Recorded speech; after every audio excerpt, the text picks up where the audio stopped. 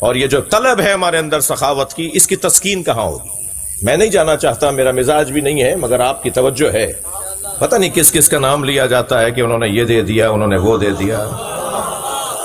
اپنی چیز دینے کا ہنر ہے۔ صلوات پڑھ لیں ذرا محمد و آل محمد، اور بلند صلوات محمد و آل محمد۔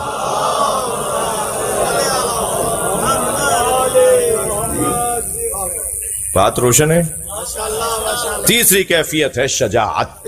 ایسا ہی ہے، شجاعت کی ہمیں طلب ہے۔ ہم بہادروں کو پسند کرتے ہیں، ہم شجاعوں کو پسند کرتے ہیں، دبنے اور ڈرنے والوں کو ہم اچھا نہیں سمجھتے، روب اور جلال کے ساتھ رہنے والوں کو ہم پسند کرتے ہیں، ہمت اور حوصلے والوں کو ہم اچھا سمجھتے ہیں۔ ہماری طبیعت کے اندر ہے، ہم شجاعت پسند لوگ ہیں۔ شجاعت کہتے کسے ہیں؟ آستینوں کے لوٹ لینے کو شجاعت نہیں کہتے، بھوسے تیار کر لینے کو شجاعت نہیں کہتے، کسی کو مکہ مار دیا بڑے شجاع ہیں، ایسا نہیں ہے۔ توجہ چاہوں گا عزیزان گرامی، اگر شجاعت یعنی زور بازو کے ساتھ علم نہ ہو، جملے کو محسوس کیجئے گا، اگر زور بازو کے ساتھ علم نہ ہو تو وہ شجاعت نہیں ہے، دہشت گردی ہے۔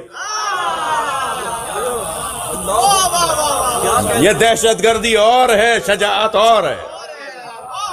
شجاعت کسے کہتے ہیں؟ شجاعت کسے کہتے ہیں؟ مجھے استاد سبط جعفر کے دو مصرے یاد آ جائیں۔ شہید استاد سبط جعفر نے شجاعت کی تعریف کی ہے۔ وہ کہتے ہیں کبھی رسی گلے میں ہے، کبھی خیبر ہے ہاتھوں پر۔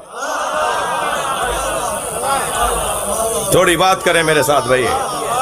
کبھی رسی گلے میں ہے، کبھی خیبر ہے ہاتھوں پر، جہاں جیسی ضرورت تھی وہاں ویسی شجاعت۔